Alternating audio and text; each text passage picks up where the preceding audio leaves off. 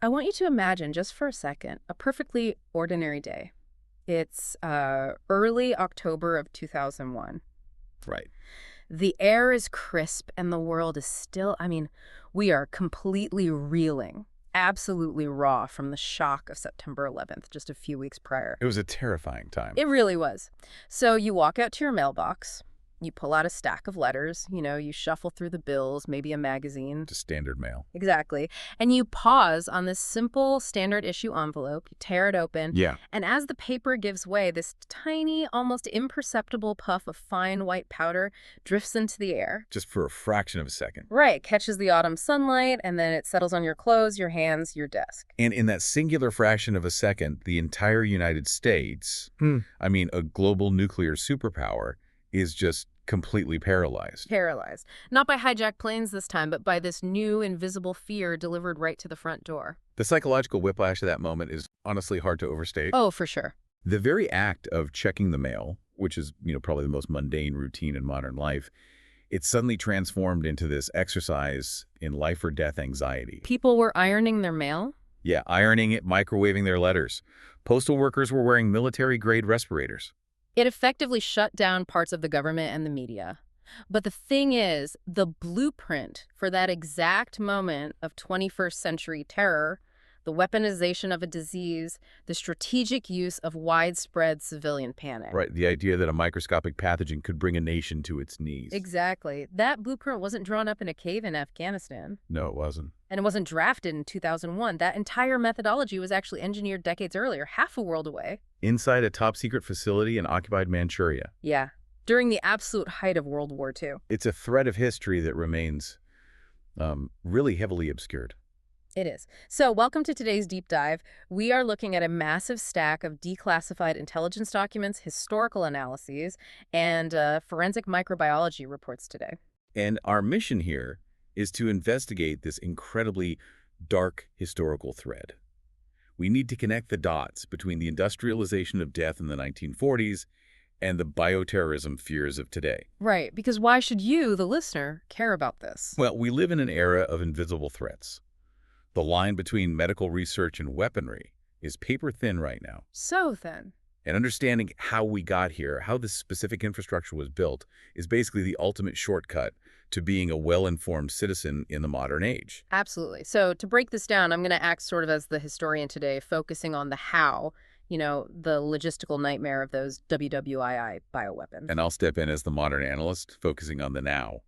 The 2001 anthrax attacks, the Amerithrax investigation, and the psychological impact of biological terror. Sounds good. But before we jump in, we need to lay down an important ground rule. Right, the impartiality check. Yes. Some of the sources we are looking at today contain politically charged theories regarding the 2001 attacks.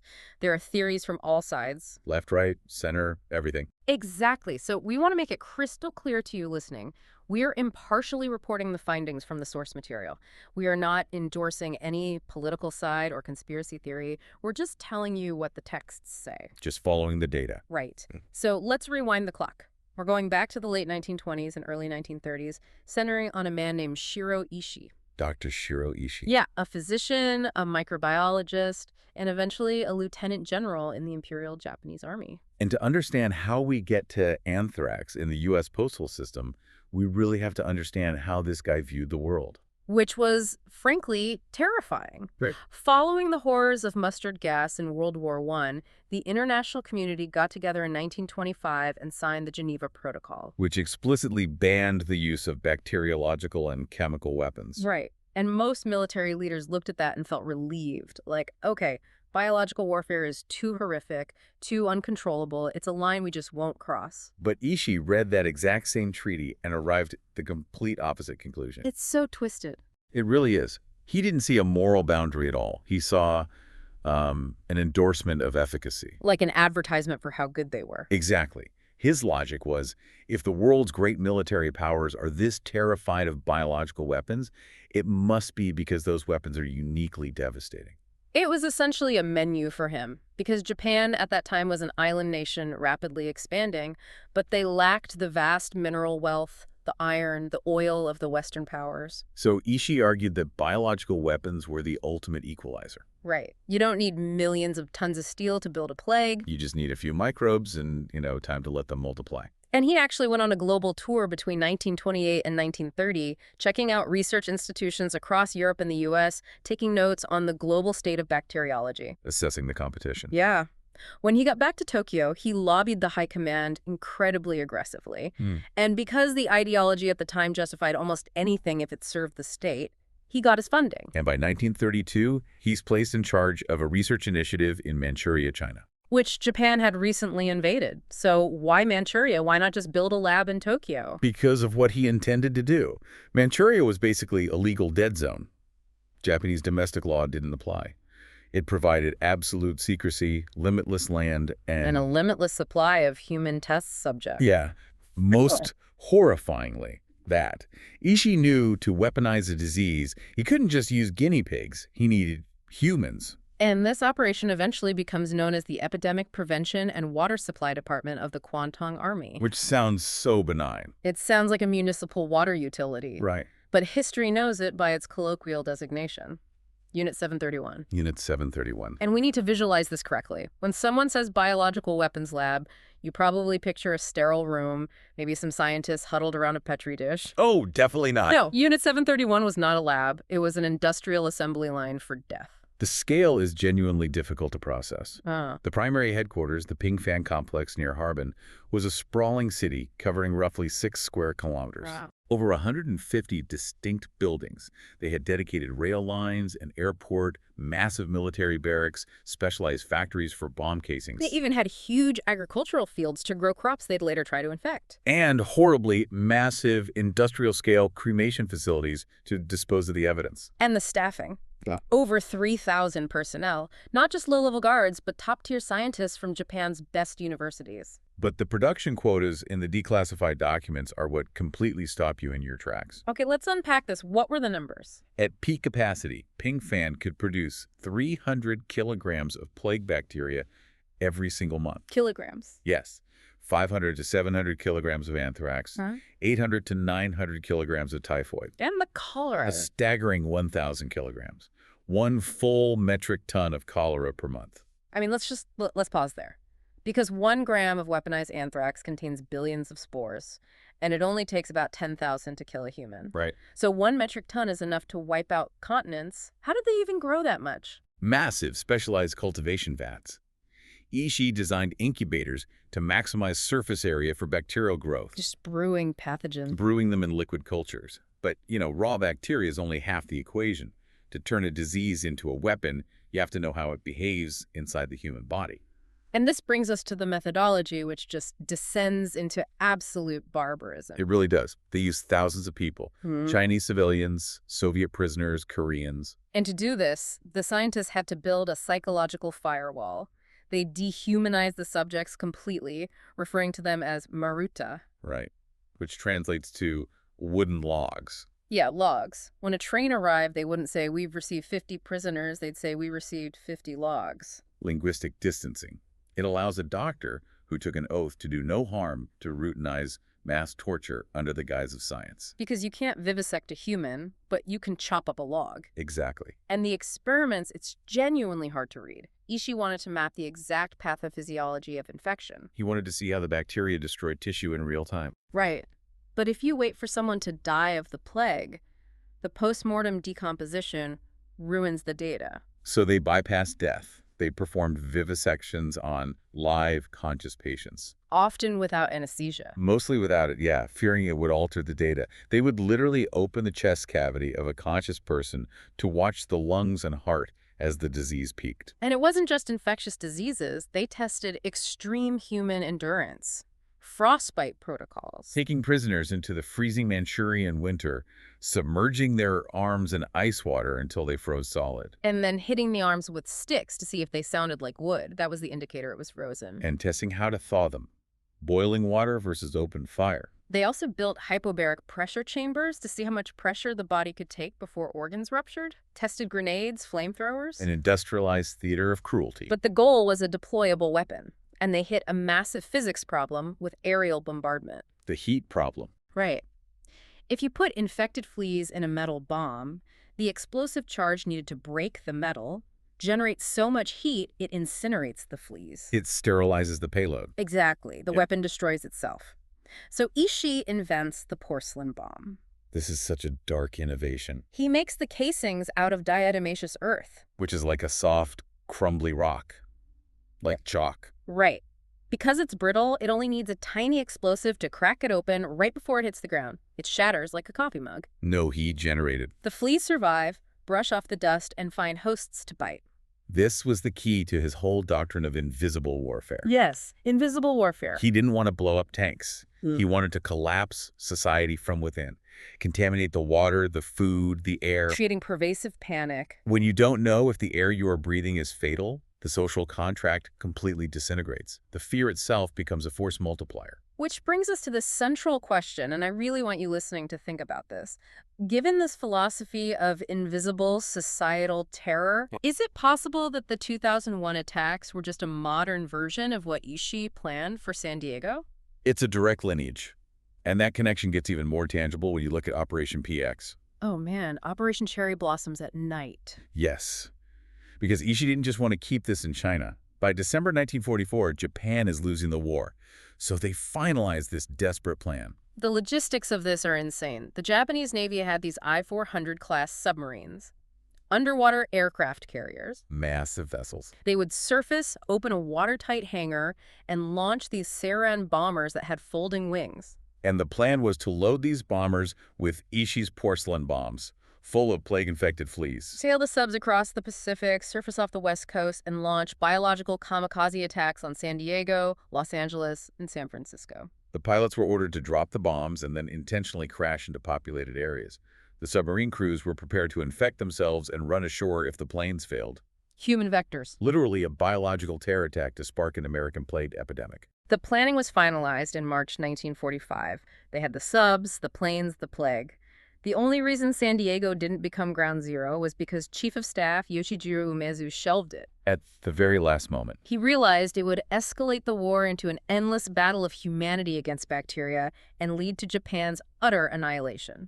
So they call it off. And then August 1945, the atomic bombs drop, the Soviets invade, and Japan surrenders. The war ends, and this is where we transition from wartime atrocity to the grand betrayal. The moral compromise here is just staggering. Ishii knows what's coming. He orders the total destruction of Unit 731.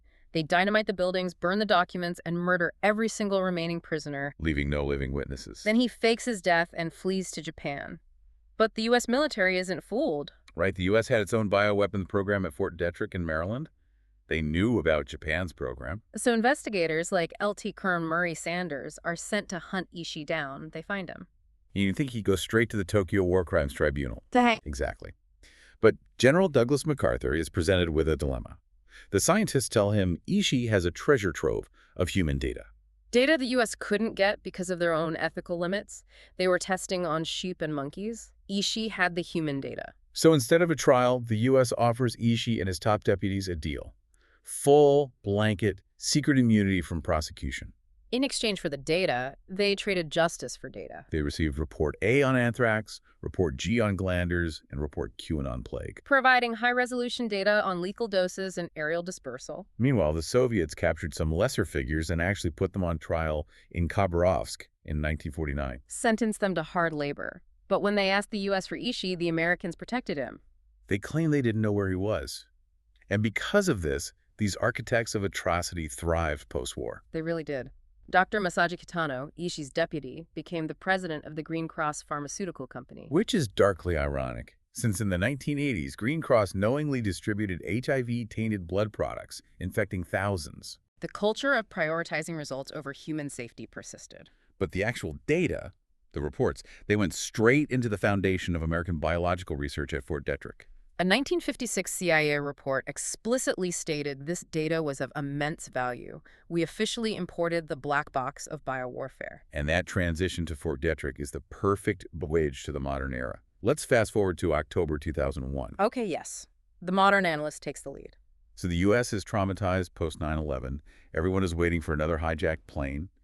And then the mail arrives. Letters laced with anthrax. Sent in two waves.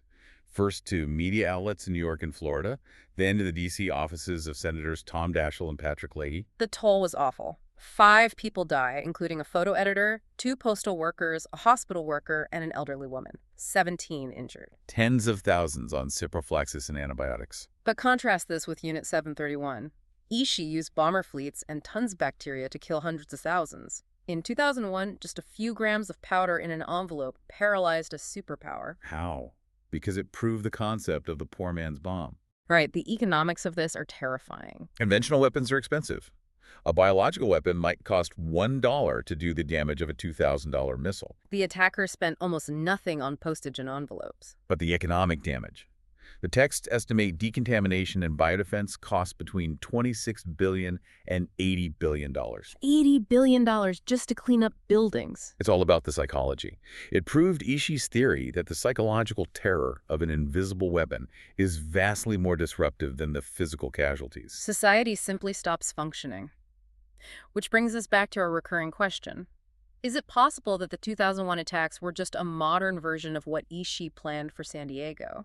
The lineage is direct, and to trace that pathogen, we have to look at the FBI's Amerithrax investigation. Over 600,000 investigator hours. The largest in law enforcement history. Yeah. And they noticed right away that the powder in the 2 waves was different. Yeah, the media letters had this coarse, brown, granular anthrax. It looked like crushed dog food. It didn't float well, mostly caused cutaneous anthrax, skin infections, highly treatable. But the Senate letters. Highly refined, pure, incredibly dry white powder. So fine, floated effortlessly, causing lethal inhalational anthrax. And let's explain the mechanics of that, because it's terrifying. Yeah, Bacillus anthracis forms a hard spore shell to survive in soil.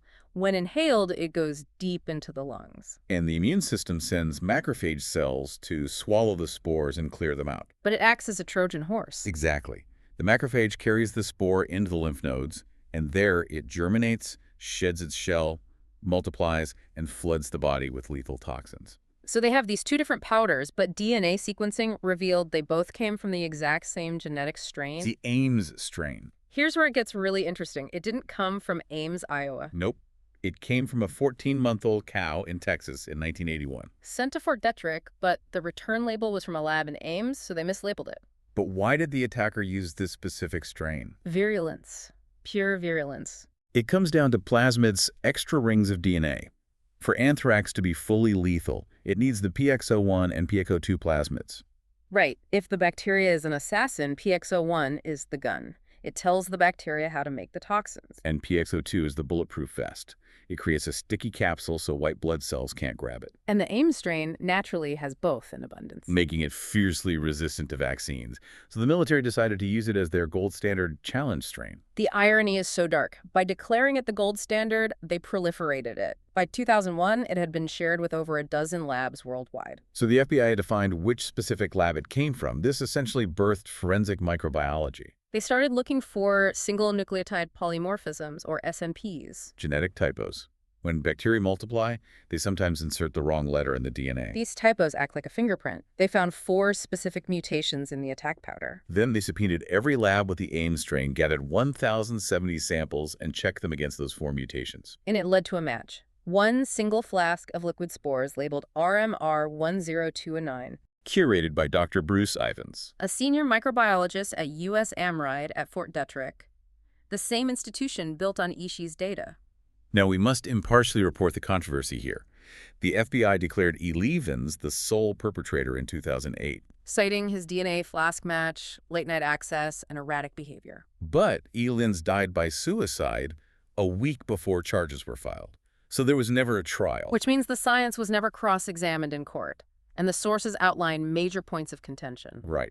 First, the 2011 National Academy of Sciences report. They concluded there was insufficient scientific evidence to definitively link the spores solely to Ivan's flask. The science pointed to the neighborhood, not the exact house. Then there's the logistical argument. Scientists like Dr. Patricia Worsham and Dr. Merrill Nass argued UEOSLAD lacked the equipment. Specifically, a lyophilizer, a freeze-drying machine the size of a refrigerator. They argued he couldn't have dried that massive quantity of anthrax without it escaping and exposing non-immunized staff. And then the silicon coating debate. Early on, an Army scientist, Peter Jarling, reported the spores were weaponized with silicon to float better. which would imply state-sponsored industrial equipment. But Yarling later said he made an honest mistake. He was just overly impressed by the powder's quality under the microscope. Advanced testing confirmed there was no artificial silicon coating. Still, that confusion fueled alternative theories. Some experts theorized a rogue CIA agent. Others suggested foreign state actors like Iraq or al-Qaeda. Or just governmental incompetence to close an embarrassing case. Again, we are neutrally reporting the texts the FBI officially concluded Evans acted alone. But regardless of who you believe did it, the overarching narrative is terrifying. The 2001 attacks led right back to Fort Detrick. The very lab built on the bloody data from Unit 731. Ishii scientists thrived in prestigious roles, and the 2001 pathogen originated in a prestigious U.S. medical lab. Which brings us to the ethical question. Post-2001, the U.S. poured billions into biodefense. Project BioShield, the Patriot Act. They created the Select Agent Program for strict security over pathogens. But the dual-use dilemma remains. To build defenses, vaccines, detectors, you must possess and study the most lethal pathogens on Earth. You can't make a vaccine without the pathogen. The equipment to make a vaccine is indistinguishable from the equipment to make a weapon. It's defined entirely by intent. So if we connect this to the bigger picture, are we currently living in the black box that Ishii built? Right. In 1945, we traded moral absolutes for scientific advantage. Can we even separate defensive research from offensive capability anymore? It's a profound conundrum. So to you listening, I ask one last time. When you look at the panic of 2001, the weaponization of the male and the fear of the invisible, is it possible that the 2001 attacks were just a modern version of what Ishii planned for San Diego? The parallels are undeniable. The delivery evolved from submarines to 34-cent stamps, but the objective of societal disruption through biological terror remained identical. So what does this all mean? We've journeyed from the horrific assembly lines of Ping Fan to the grand betrayal of 1945, straight into the mailbox of the U.S. Senate. It reminds us that scientific capability without ethical oversight is a ticking time bomb. But I want to leave you with one final provocative thought. Okay, let's hear it. We spent this whole time talking about pathogens isolated from nature, fleas with plague, anthrax from a Texas cow. Nature's weapons. Right. But with the rise of synthetic biology and genetic engineering, what happens when the next threat isn't from nature? Oh, wow. What happens when it's a completely novel artificial pathogen, printed in a lab, justified entirely by the need to create a vaccine for it? Just synthesized from scratch. Exactly. The next architect of terror might not need a massive complex like Ping Fan or access to Fort Detrick. They might just need a laptop, a DNA synthesizer, and an internet connection. That is deeply unsettling, but it's exactly why understanding this history is so vital. Absolutely. Thank you for joining us on this deep dive into the archives. Keep questioning the world around you, and remember, sometimes the blueprints for tomorrow's fears were drawn up a lifetime ago. Next time you check your mail, just remember that the invisible threats often have the darkest history.